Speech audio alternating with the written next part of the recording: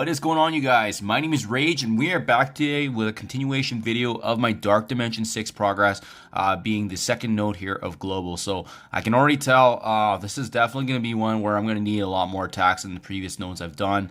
As you'll see, there's just a lot of enemies we have to take down, and there's only so many moves we can make just because some of these enemies and their synergies prevent us from doing so. So let's get right to it, guys.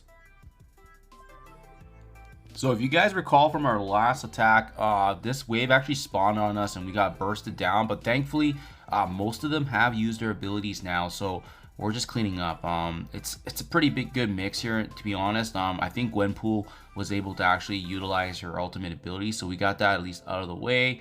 But I mean, this is just a dangerous wave. So we're going to start things off just building up a little bit of sustain. Thankfully, if you're careful with the healing and sustain, I don't think this wave's a big issue. It's more so making sure the right enemies are taken down before the next wave does spawn. So security here was actually providing an issue in terms of just taunting. So we are going to try to finish him off.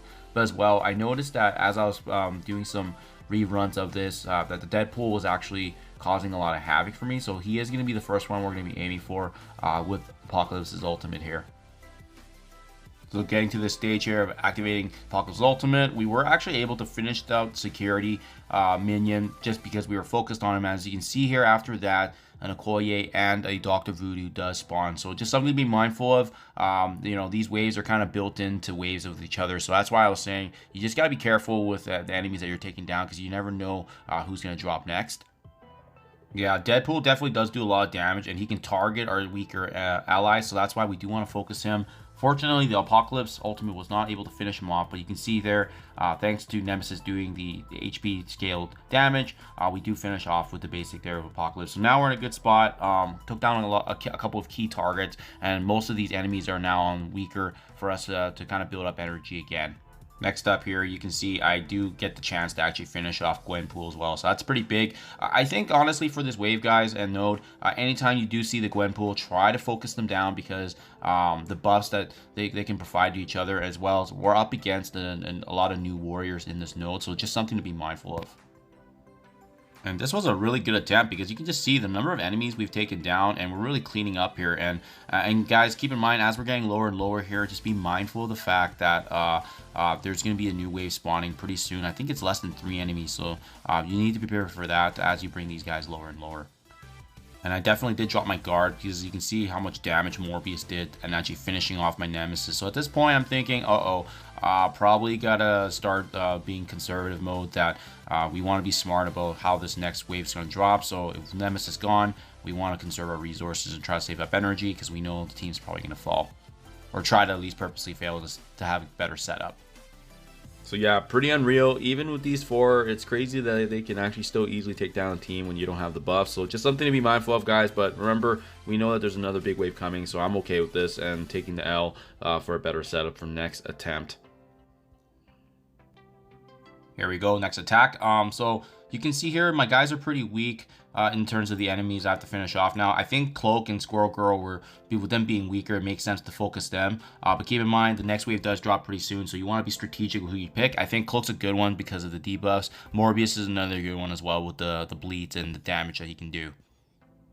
If possible, I would save the abilities like the ultimate for Apocalypse until the wave spawns, just because of the fact that we know we're going to be needing it right from the get-go. So Cloak goes down, and it does make it more manageable with less damage. But again, this wave doesn't spawn until less than 3, so we can at least take 1 more down. So I ended up opting for Squirrel Girl, and as you can see, we're just trying to do as much damage as we can, but while at the same time conserve our abilities, because we know that the next wave is going to drop. And like I said, it's another significant one, guys. As you can see here, it's nice that we actually had Nemesis's ultimate right from the get-go, so we can use this right away to apply bleeds, but as well healing our team full HP and also doing that scale percentage damage. Morbius and Voodoo still being weaker from the previous wave, they are ones that we can try to finish off, but just be mindful that we're up against a pretty devastating new Warriors team, and kind of similar to what we saw with Gwenpool before. She's going to be bursting us down if we don't control her. So great opportunity, Apocalypse ultimate. I just figured this would be a good time. And then yeah, we can utilize his ability to obviously take down a key target in this node and wave, especially since with all the debuffs are being active with the trauma. Yeah, personally, I'm just not a fan of Deathpool, so I did focus on her with the ultimate. But just be mindful of the fact that if you're not careful, she can heal up really fast right away. So it was nice that we actually had the stun on her and targeting her ASAP. Thankfully, great timing here with Nemesis's ability. So scaling HP, boom. Death pool's down, so we're looking pretty good. A lot of debuffs obviously, but we're still waiting for the enemies to take their turn because we've just been going and waiting for them as well. But thankfully everything's kind of worked out for this initial setup of the wave. If you do get Apocalypse's special like I have able to on screen here, I think ability blocking Gwenpool would buy you a little bit of time before she activates her abilities, and that way we can focus on cleaning up a little bit. Especially with Morbius being weaker back there with the bleeds, we can easily take him down too. And then at this point, yeah, it's game over. You can see we were able to bring back Captain America, but they just go ahead and start retaliating, do some damage. So at this point then, try to see if you can last longer. That way abilities can be wasted on them, especially if it's like their special or ultimates, which would be great for us setting up the next wave. But you can see they just hit hard. This is just a really hard node in general with the number of enemies that we're up against. So boom, boom, boom. It was a good attempt. We took down a lot of key enemies, but again, this is just a really jam-packed node. So a little bit of a weaker attack here. Actually being here, I tried. I think just because the setup was pretty bad from the previous node, but I mean, right from the get-go, they do some damage to my Nemesis, and they just start bursting out some damage because a lot of these guys didn't take their turn yet. Thankfully, we got once again Apocalypse's special being able to at least heal us up a little bit, apply the ability block on Gwenpool, but buy us a little bit more time. But you can just see they're gonna be bursting us down because just the amount of damage that's in this wave is pretty scary. I tried resetting a couple times to see if I can withstand some attacks, but it's just one of the ones where you might have to just sponge it and take an L quickly. But ideally, if you can get off an Apocalypse ultimate, that was exactly what I was going for here, as you can see. Even just to get it off, so that way he did a little bit of damage with my team actually all being down. So thankfully we were able to land something at least before he went down. So Gwenpool at least got hit, and we're gonna be taking advantage of that once the next attack here goes. So as you can see, that was pretty nice that they could actually land before the enemies. Yeah, just super scary enemies that we're up against. So thankfully, like I said, Gwenpool's damaged at least a bit from previous attacks, so that's good stuff there. But you'll see they're still trying to burst us down a little bit. I recommend stunning Gwenpool so that way and hopefully she's not doing too much, but as well ability blocking an enemy nearby her, or whoever's weaker in your attempt, right? It's all about making daily progress, and that's kind of what worked for me myself. But as well as waiting for Nemesis abilities with Apocalypse's ultimate to really take down and finish off a target here.